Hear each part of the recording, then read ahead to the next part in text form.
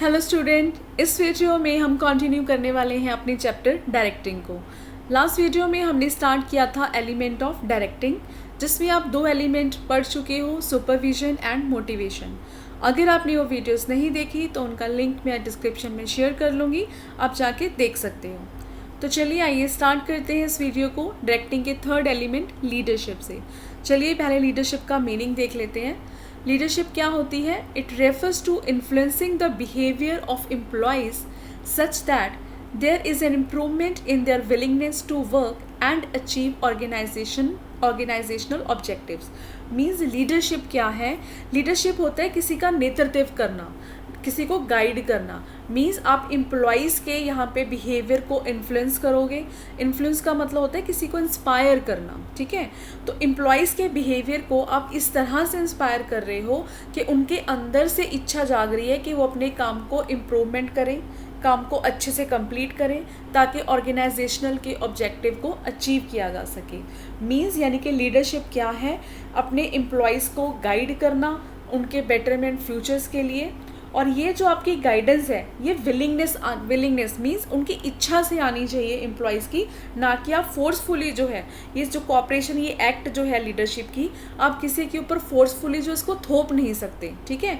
तो means leader, एक अच्छा लीडर क्या होता है? जो कि अच्छी एग्जाम्पल सेट करता है, जो खुद पहले उन चीज़ों को अपने काम में उसने कुछ अचीव करा होता है, जिसको आगे एम्प्लॉयज़ देख के उससे इंस्पायर होते हैं और उसको फॉलो करते हैं।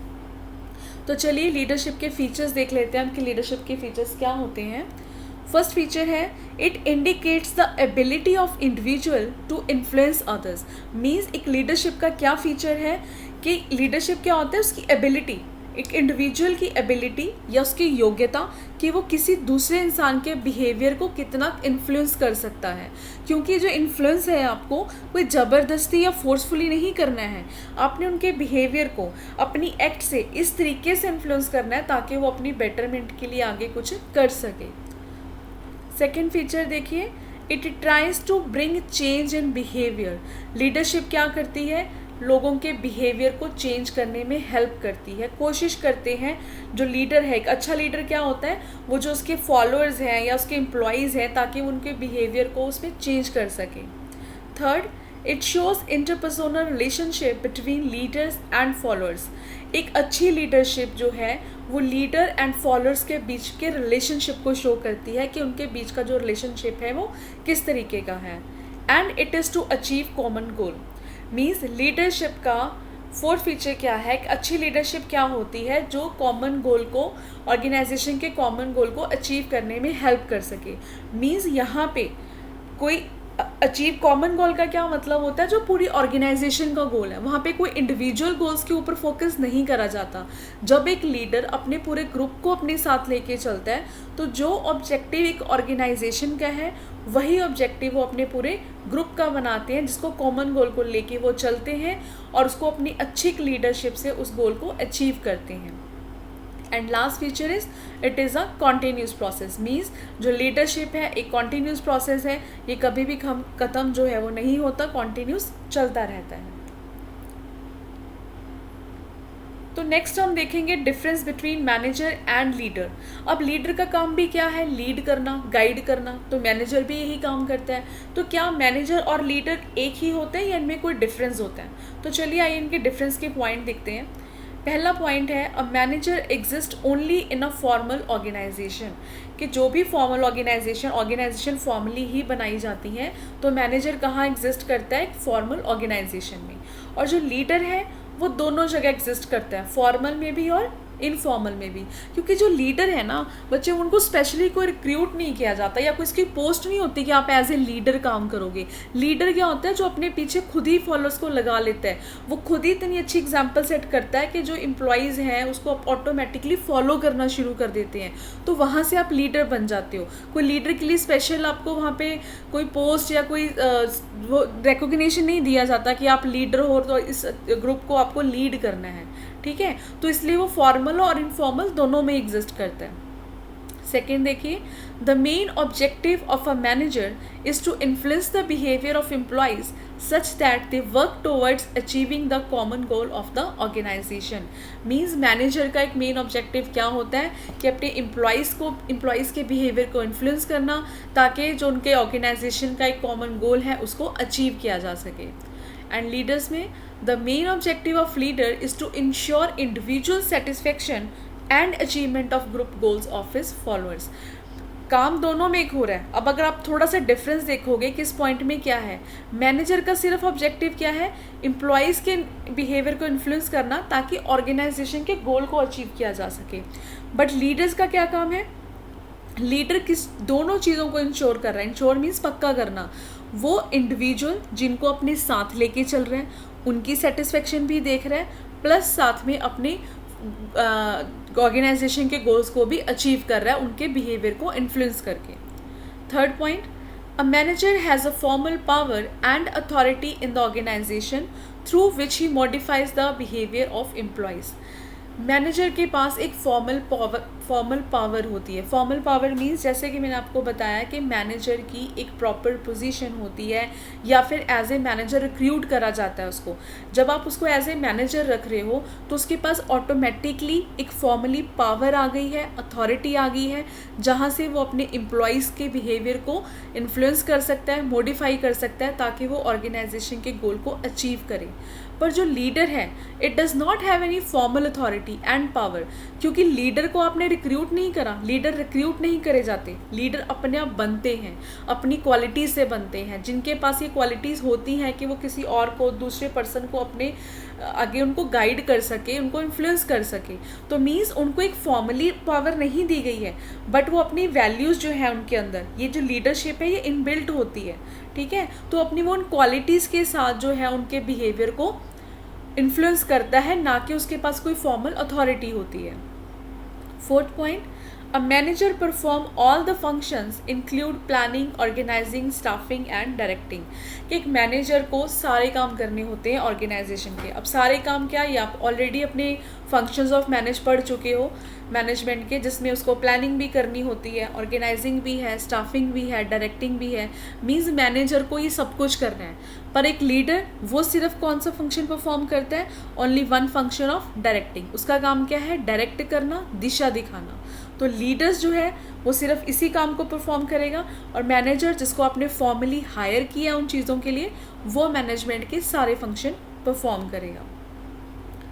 तो चलिए नेक्स्ट टॉपिक देखते हैं. इसमें हम डिफरेंट स्टाइल ऑफ लीडरशिप.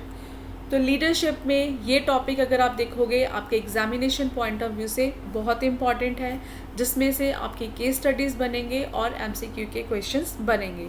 तो जैसे कि बच्चों आपको पता है कि आपकी सीबीएसई ने एग्ज़ाम पैटर्न चेंज कर दिया है, जिसमें अब रट्टाफिकेशन के क्वेश्चन तो बिल्कुल नहीं चलने वाले हैं. तो इसीलिए आपने इन चीज़ों को रट्टा नहीं मारना है, पर इनको बहुत ध्यान से समझना है, अपने माइंड में चीज़ों को क्लियर करना है. क्योंकि अब उन्होंने आपसे जो क्वेश्चन है वो केस बेस्ड स्टडीज़ में इसी तरीके से पूछेंगे कि आपको एक सिचुएशन दी जाएगी जिसमें अपने माइंड से सोच के आपने आंसर करने हैं, समझ के. रट्टाफिकेशन से आंसर नहीं करने कि लीडरशिप के मीनिंग को रट्टा लगा लिया, फीचर्स को रट्टा लगा लिया. तो आपने इन चीज़ों को समझो ध्यान से, और उस एग्जामिनेशन पॉइंट ऑफ व्यू से ये टॉपिक जो है आपका बहुत इंपॉर्टेंट है, इसीलिए इसको अपने ध्यान से समझना है. ठीक है, अब ये डिफरेंट स्टाइल ऑफ लीडरशिप क्या है. लीडरशिप तो हमें समझ में आ गया कि किसी को हम गाइड कर रहे हैं, लीड करना. लीडरशिप क्या हो गया, किसी को लीड करना. तो क्या इसके कुछ स्टाइल्स भी होते हैं, तो चलिए देखते हैं. पहले ये लीडरशिप स्टाइल होता क्या है. It refers to leader's behaviour. अब यहाँ पे किसका बिहेवियर की बात हो रही है, लीडर की. कि जो लीडर एम्प्लॉयज़ को लीड करने वाला है उसके बिहेवियर के अकॉर्डिंगली हमने इस लीडरशिप को डिफरेंट स्टाइल्स में कैटेगराइज करा है. Behavioural pattern which the leader reflect in his role as a leader is often described as the style of leadership. मतलब बिहेवियर पैटर्न, ये बिहेवियर पैटर्न किसका है, लीडर की बात हो रही है, एम्प्लॉयज़ की नहीं. तो कंफ्यूज नहीं होना आपने. वो उन्होंने क्या बोला है कि बिहेवियर पैटर्न जो लीडर शो करेगा अपने रोल में इज़ ऑफन, उसी को हम क्या कह रहे हैं यहाँ पे, स्टाइल ऑफ लीडरशिप. तो इट मीन्स काफ़ी तरह के बिहेवियर शो करने वाला लीडर, वो आगे हम देखेंगे. It also depend upon the type of followers and the atmosphere revealing in the organization. Means आपका जो लीडरशिप स्टाइल है, यानी कि यहाँ पे 3 चीज़ों के ऊपर डिपेंड कर रहा है. पहला किस पे, कि लीडर का खुद का बिहेवियर क्या है जब वो एक लीडर के रोल में आएगा. दूसरा, उसके फॉलोअर किस तरह के हैं.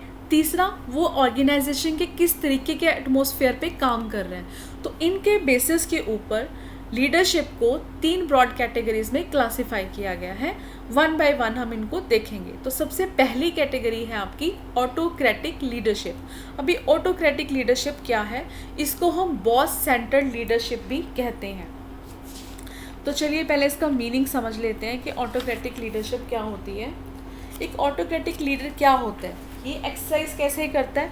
It complete control over subordinates. Means इस लीडर का अपने सबऑर्डिनेट्स के ऊपर प्रॉपर पूरा कंप्लीट कंट्रोल होता है.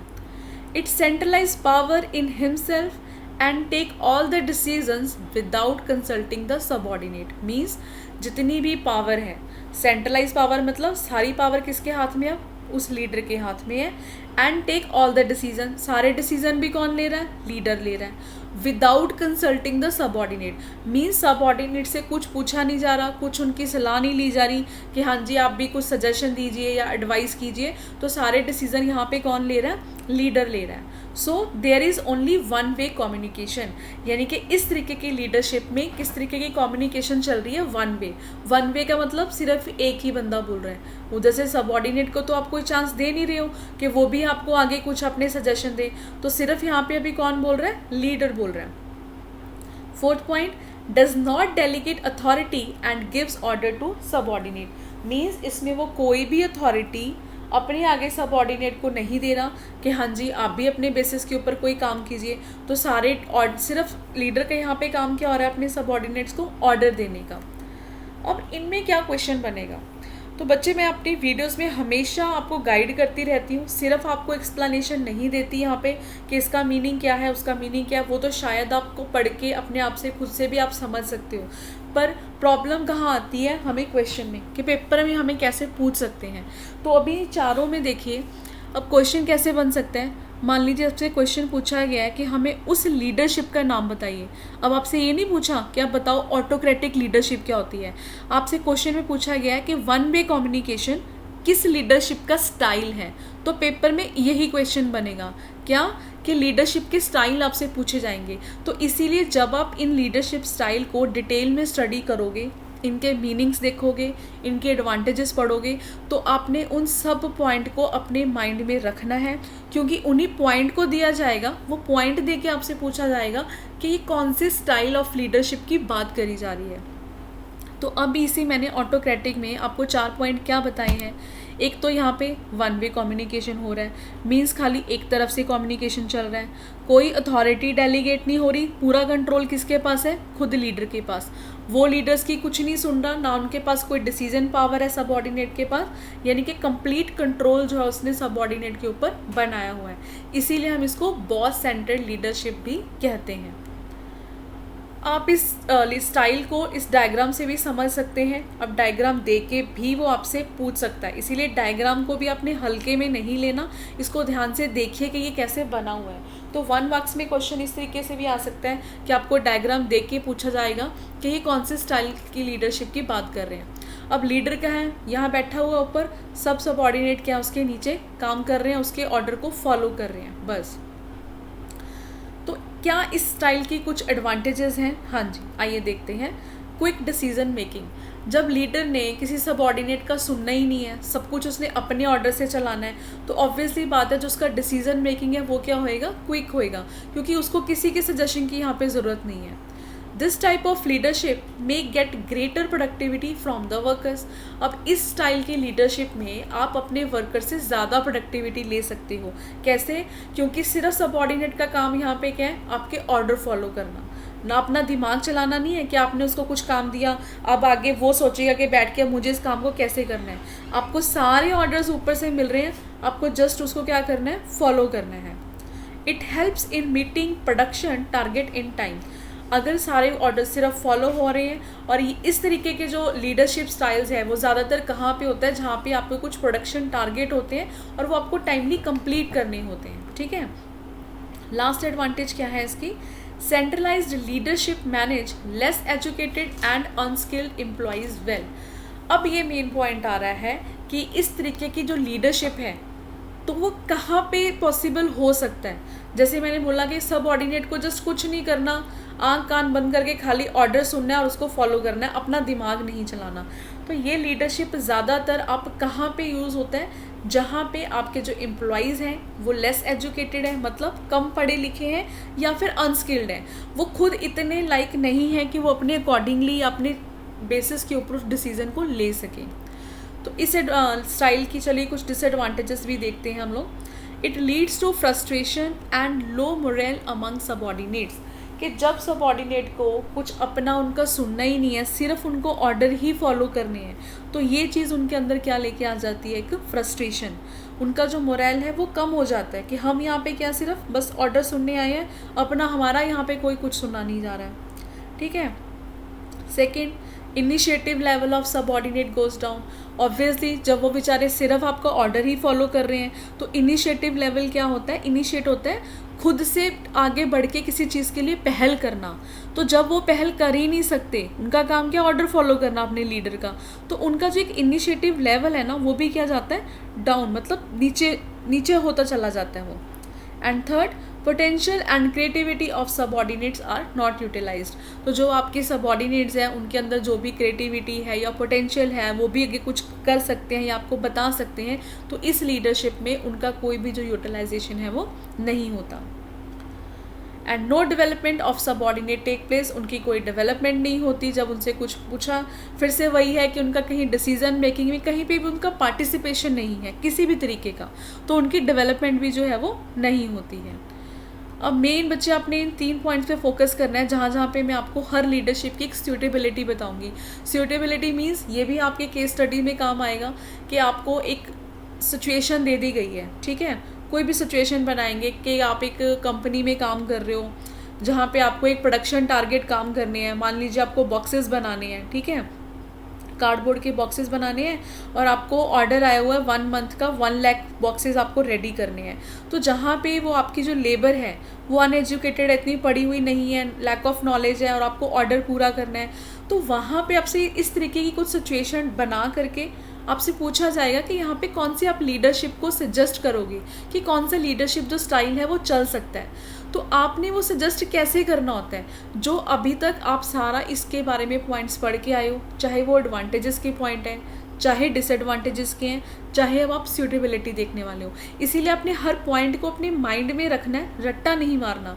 वहाँ पे जब वो केस स्टडीज़ आपके लिए बनाते हैं तो जो ये वर्ड्स आप इसमें देख रहे हो ना, वो ये वर्ड्स बाकायदा कहीं ना कहीं वो यूज़ करते हैं, जहाँ से आपको हिंट मिलता है कि हम यहाँ पे अब किस लीडरशिप के स्टाइल को सजेस्ट कर सकते हैं। अब देखिए, जैसे उसने क्या बताया कि जो आपके सबऑर्डिनेट्स हैं वो क्या है, अनएजुकेटेड हैं, पढ़े लिखे नहीं हैं, अनस्किल्ड है, उनके पास नॉलेज नहीं है, तो वहाँ पे इस तरीके का ज़रूर आपके वर्ड जो है मे बी आपको कहीं ना कहीं मिलेगा कि आपके एम्प्लॉयज़ इस तरीके के। अब बताइए आप क्या सजेस्ट करते हो, ठीक है। Second, company follows fair and punishment disciplinary technique, this line is also very important. जैसे मैंने आपको वहाँ पर ऊपर पूछा था कि 1 वे कम्युनिकेशन बताइए कौन से लीडरशिप का फीचर है, सेम ऐसे ही ये भी इंपॉर्टेंट है लाइन, इसको मार्क कर लीजिएगा कि कंपनी बताइए जहाँ पे क्या फॉलो कर रही है, एक फियर एंड पनिशमेंट टेक्निक कर रही है, जहाँ पे एक डिसिप्लिन आपको रखा जा रहा है, ठीक है, डरा के या जैसे भी आपको काम कराया जा रहा है, तो ये फीचर कौन से लीडरशिप स्टाइल का है।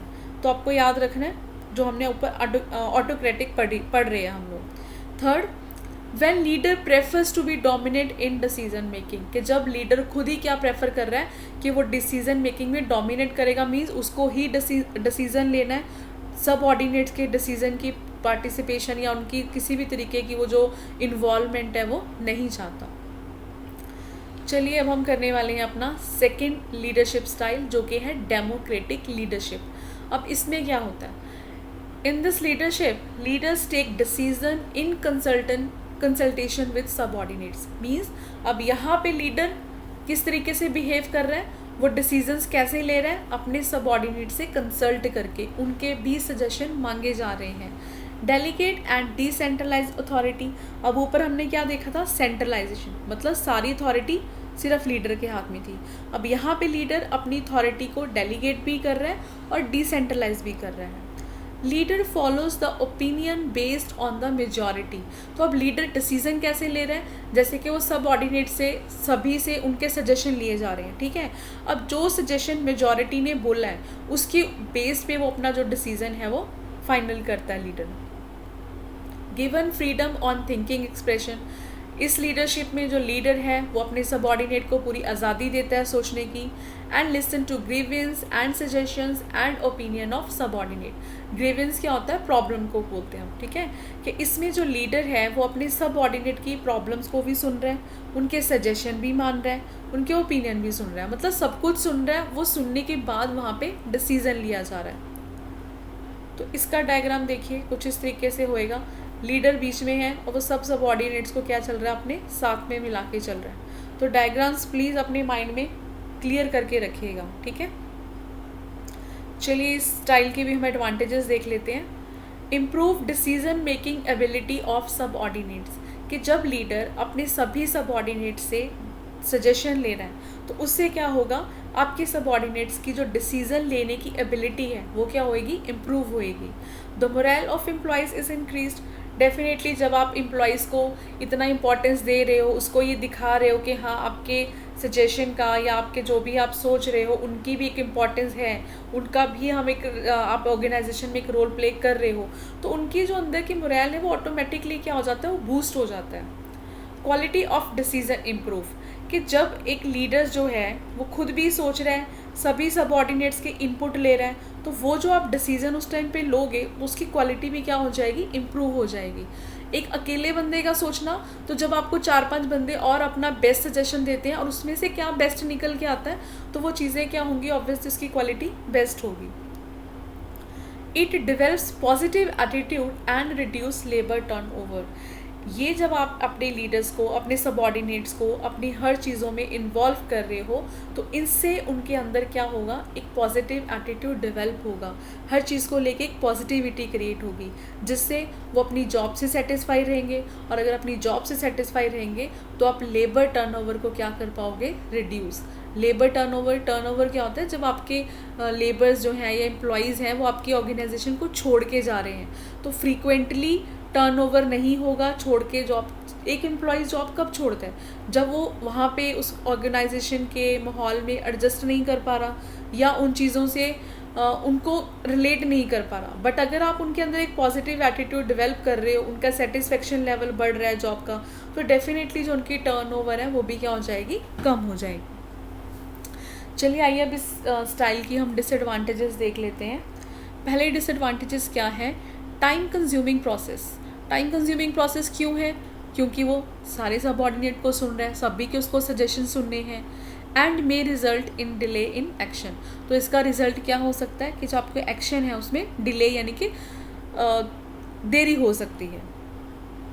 लीडर्स में pass the work to subordinate and abdicate responsibility, means कि इस केस में जब लीडर जो है वो अपने काम को, अपना जो उसका काम है वो आगे सबऑर्डिनेट को पास कर सकता है और खुद से अपनी रिस्पॉन्सिबिलिटी से क्या हो जाएगा, वो फ्री हो जाएगा कि सारा काम उसने किसके ऊपर डाल दिया, अपने सबऑर्डिनेट्स के ऊपर।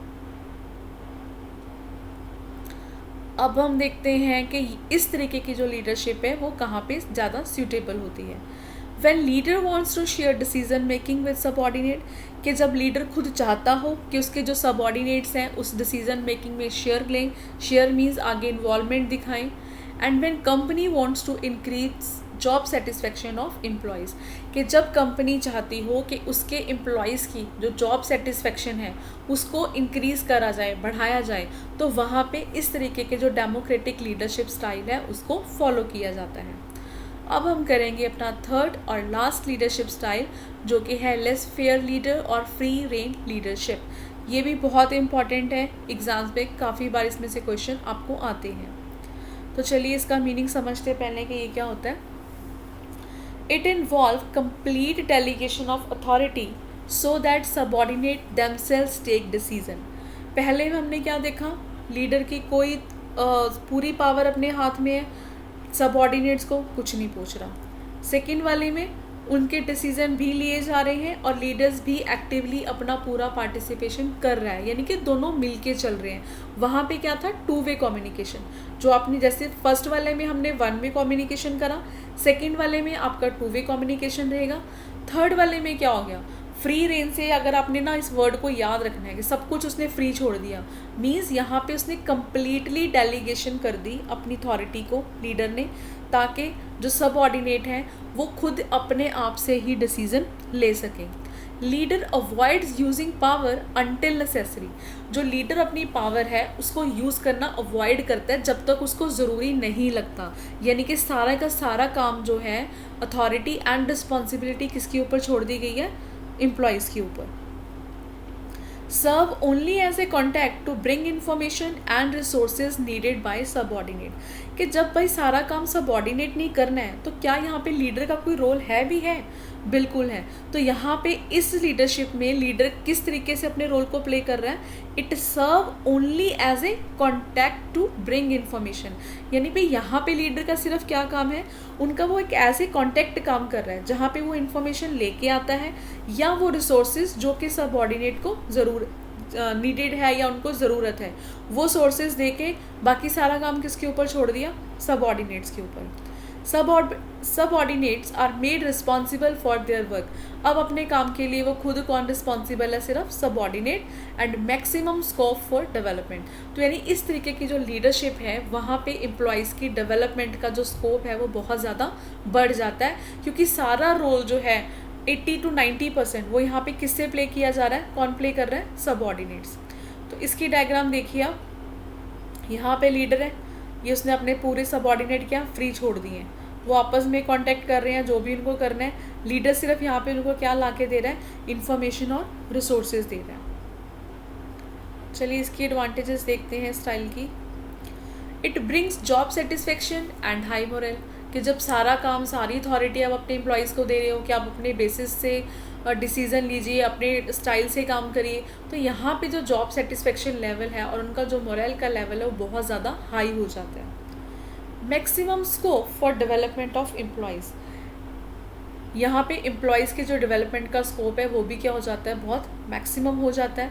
It is highly conducive to creative work only, अब इस तरीके का जो स्टाइल है वो कहाँ पे ज़्यादा सूट करेगा, जहाँ पे आपके क्रिएटिव वर्क हो रहा है, मीन्स जहाँ पे आपका जो दखल अंदाजी है उसकी कोई ज़रूरत ही नहीं है, कोई एम्प्लॉयज़ को या आपके सबऑर्डिनेट जो हैं वो कुछ इस तरीके का क्रिएटिव काम कर रहे हैं, जहाँ पे आपने सिर्फ उनको इन्फॉर्मेशन दी, बताया, एक बार गाइड कर दिया कि क्या करना है, बाकी सारा काम कौन कर रहा है, आपके सबऑर्डिनेट्स। ठीक है, डिसएडवांटेजेस देख लेते हैं।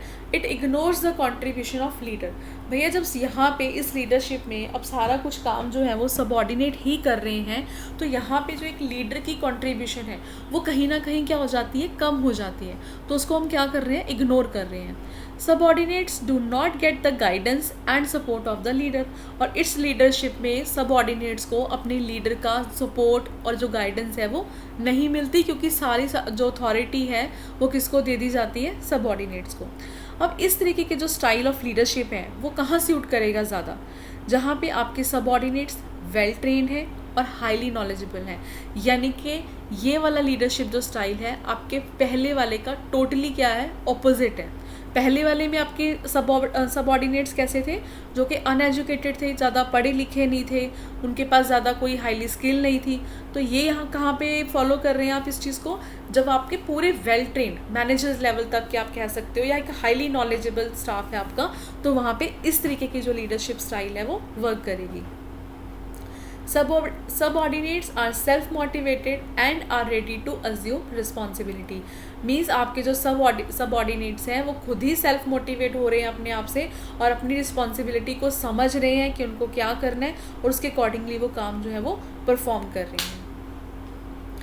तो यहाँ पे बच्चे आपका टॉपिक लीडरशिप का ख़त्म हो गया है, आपको इतना ही करना है, यानी कि ज़्यादा फोकस आपने किसके ऊपर करना है, लीडरशिप स्टाइल में। तो एंड में आपको मैं इस पूरे टॉपिक की क्विक रिवीजन करवा रही हूँ कि इस टॉपिक में अभी तक हमने क्या करा, लीडरशिप का मीनिंग समझा, लीडरशिप क्या कर रहा है, लीडरशिप का मतलब क्या होता है, किसी के भी बिहेवियर को इन्फ्लुएंस करना, इंस्पायर करना और गाइड करना, ताकि वो अपने काम को और बेटर कर सके। ठीक है। दूसरा हमने क्या देखा, लीडरशिप स्टाइल, जिसमें आपने 3 स्टाइल पढ़े हैं। ऑटोक्रेटिक किस तरीके का स्टाइल है, एक डिक्टेटर मीन जो सिर्फ ऑर्डर दे रहा है, नो सजेशन टेकन, आपका कोई सजेशन नहीं मांगा जा रहा, सिर्फ वो क्या कर रहा है, वहाँ बैठ के ऑर्डर प्लेस कर रहा है। तो ये आपकी स्टाइल कौन सा है, ऑटोक्रेटिक। सेकंड हमने क्या देखा, डेमोक्रेटिक, जहाँ पे एम्प्लॉयज़ के सजेशन लिए जा रहे हैं, 2 वे कम्युनिकेशन है, and keep initiative of employees high, कि एम्प्लॉयज़ के इनिशिएटिव को हाई रखा जा रहा है। क्यों? क्योंकि वो अपना उनसे पूरा पार्टिसिपेशन डिसीजन मेकिंग में लिया जा रहा है। और थर्ड आपने देखा फ्री रेन, यानी कि टोटली सब कुछ आपने फ्री कर दिया, कंप्लीटली फ्रीडम मिल रही है यहाँ पे एम्प्लॉयज़ को, कोई भी इंटरफेरेंस नहीं है सुपीरियर की in taking decision by subordinate. तो इसी के साथ ये वाला आपका एलिमेंट ख़त्म हो गया। अब नेक्स्ट वीडियो में आपका सिर्फ एक एलिमेंट रह गया, कम्युनिकेशन, और उसी के साथ ही मैं आपका जो ये चैप्टर है पूरा कंप्लीट करूँगी। आई होप यहाँ तक आपको समझ में आया होगा। Thank you.